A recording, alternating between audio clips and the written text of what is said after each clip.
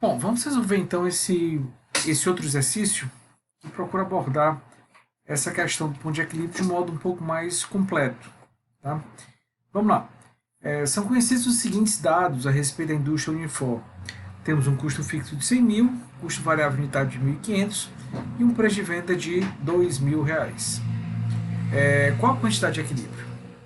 Vamos resolver essa questão aqui no slide em branco, que fica mais fácil a gente ir fazendo os cálculos passo a passo.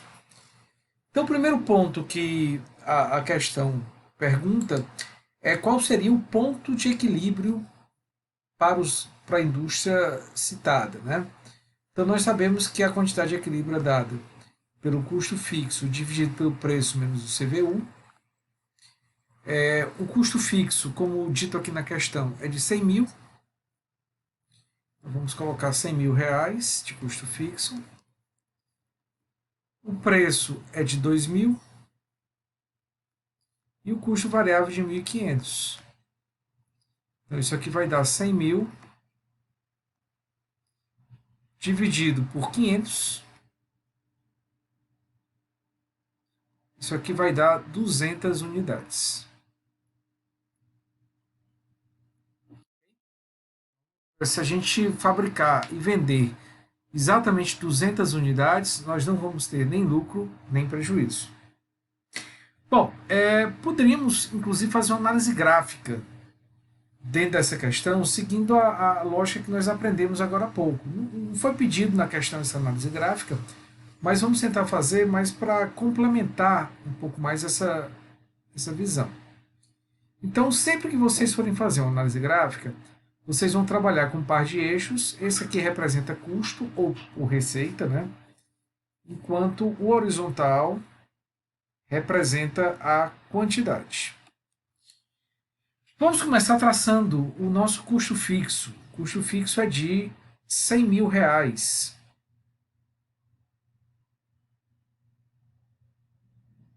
Então, aqui no valor de 100 mil reais, nós temos o nosso custo fixo.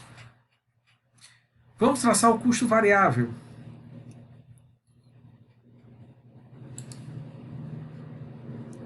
Vou usar aqui uma cor diferente.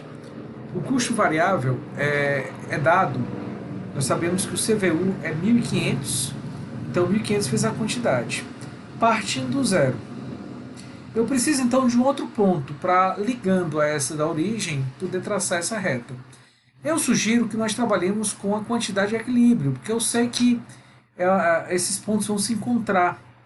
Então, vou imaginar que essa quantidade de 200 unidades que nós vimos ser o equilíbrio esteja bem aqui. Então, para 200 unidades, eu posso dizer que o meu custo variável vai ser 200 vezes 1.500. 200 vezes 1.500, estou fazendo aqui a conta, quanto é que vai dar? 200 vezes 1.500, nós vamos ter o valor de 300 mil reais. Então, o custo variável, nesse caso, é de 300 mil. Tentando manter uma certa proporção, se 100 está aqui, 200 está mais ou menos aqui, 300 vai estar mais ou menos aqui. Então, vamos imaginar que aqui seja 300 mil. Vou ligar esse ponto a esse outro.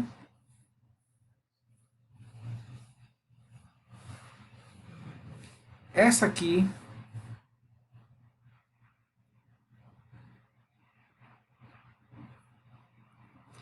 vai ser a nossa reta do custo variável. Para o custo variável total,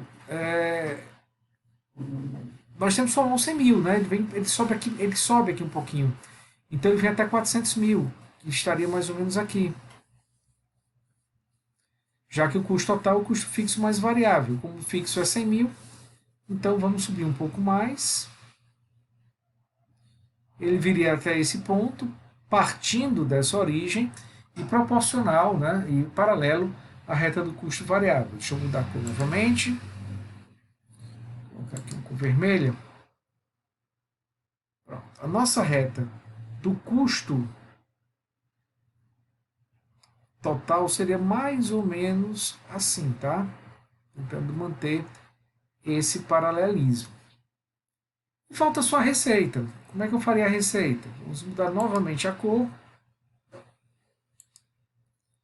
E aí eu posso dizer que para as mesmas 200 unidades, estou usando isso como referência, a nossa receita vai ser 200 vezes 2.000, vai dar igual a 400.000. Não é surpresa, porque nós sabemos que 200 é a quantidade de equilíbrio, e na quantidade de equilíbrio, a receita total é igual ao custo total, que nós já vimos é 400. Então a diferença é que a receita vai partir da origem e vai chegar nesse ponto aqui. Então seria algo mais ou menos assim. Vamos tentar fazer o comportamento dessa reta, né? Difícil desenhar aqui no computador. Pronto, aqui nós temos a reta da receita. Então percebam que para qualquer quantidade abaixo de 200 unidades, a reta do custo, que é a vermelha, é sempre maior do que a reta da receita, que é a verde, o que indica que nós temos prejuízo abaixo de 200. E para qualquer quantidade acima de 200, a reta da receita, que é a verde, vai ficar sempre acima da reta vermelha, que é a do custo, o que indica que nós teríamos sempre uma situação de lucro a partir daí. Essa é a análise gráfica. E muitas vezes é importante a gente conseguir fazer esse tipo de diagrama para que a gente possa entender de um modo um pouco mais completo como esses valores acabam se comportando. Bom, vamos dar prosseguimento. Eu vou aqui apagar essa que nós fizemos para responder as demais questões, tá? Então, seguindo aqui. No item B, ele pergunta o lucro quando vende 300 unidades. Se ele quer o lucro, eu vou ter que usar aquela outra fórmula. Quantidade é o custo fixo mais o lucro, dividido por P menos CVU. Ele me fala em 300 unidades comercializadas, é igual ao custo fixo, que é 100.000, né? 100.000. Mais o lucro, dividido por preço menos CVU, ou seja, 200 menos 2.000 menos 1.500. Então, nós vamos ter que 100.000 mais o lucro vai ser igual a 300 vezes 500. Ou seja, o lucro vai ser 150.000, que é esse produto de 300 vezes 500, menos 100.000. O lucro vai ser igual a 50.000 reais. Então, se a empresa vende 300 e não 200, o seu lucro passa a ser de 50.000 reais. No item C, ele pergunta o que acontece com a quantidade de equilíbrio se o preço de venda for reduzido em 2%. Qual a importância dessa análise? Isso aqui está muito vinculado aos descontos, como eu havia falado para vocês. Então, vamos imaginar que o novo preço, devido ao desconto, ele passe de 2.000, 2% de 2.000 equivale a 2% de 2.000, 1% é 200, a 1.960. O novo preço, com esse desconto concedido, 1.960, tá? Que seria 2.000 vezes 0,98, com desconto de 2%. Parece um desconto pequeno, né? 2% de desconto, R$40. Vamos deixar de fazer a venda por isso? Tudo bem, mas isso vai ter uma consequência na quantidade de equilíbrio que a gente precisa analisar. Se eu for recalcular a quantidade de equilíbrio, nós vamos ter 100.000, que é o custo fixo, dividido por 1.960 menos 1.500. Ou seja, 100.000 dividido por 460, 100.000 dividido por 460 dá 217,4. Vamos arredondar, 218 unidades. 218 unidades são 18 unidades a mais do que a original, o que implica em uma variação percentual Se a gente for calcular usando aquela fórmula final menos inicial sobre o inicial, 218 menos 200 sobre 200. Isso implica numa variação de 9%. Tá? Então, um desconto de 2% apenas no preço acabou acarretando em um aumento da quantidade de equilíbrio de 9%. Então, vejam como o impacto é significativo.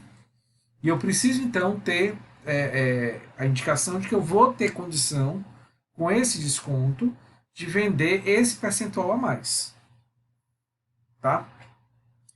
Da mesma forma, no item D, ele supõe outra mudança em outra variável, que é o custo variável, aumentando em 2%. E isso acumulando, tá? É como se, além do desconto, houvesse um aumento no preço da matéria-prima, vamos imaginar. Então, com esse aumento no preço da matéria-prima, nós temos um novo CVU, que passa a ser de 2% a mais, passa a ser de 1.530. Consequentemente, o nosso ponto de equilíbrio agora vai ser 100 mil dividido por 1960 menos 1.530.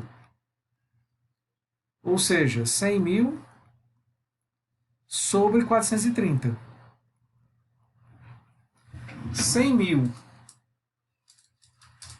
sobre 430 vai dar 232,55 ou arredondando 233, o que corresponde a uma variação percentual, pegando a quantidade original, né, final 233 menos original 200 sobre original 200, isso equivale a uma variação percentual de 16,5%. Ou seja, se nós tivermos os dois elementos, que aparentemente, vistos isoladamente, parecem ser muito pequenos, um pequeno desconto para o cliente, que é nosso parceiro, uma relação comercial antiga de 2%, que poderia não significar muita coisa, e um pequeno acréscimo no preço da matéria-prima, abaixo da inflação, 2% apenas, mas esses dois elementos, quando colocados em conjunto, vai nos exigir vender 16,5% a mais. Se a gente não conseguir vender nessa nova realidade 16,5% a mais do que nós vendíamos para ter lucro zero, nós vamos ficar no prejuízo. Tá? Então, é necessário muita atenção, é necessário avaliar com cuidado esses movimentos de preço e de custo, e aí o ponto de equilíbrio nos dá uma visão clara em relação a isso, para que nós não sejamos pegos de surpresa e, eventualmente, entremos em uma situação de prejuízo não esperado. Bom, em relação ao ponto de equilíbrio era isso. Nós vamos encerrar esse vídeo, encerrar esse tópico do nosso assunto. E no próximo vídeo vamos entrar com o assunto de margem de contribuição.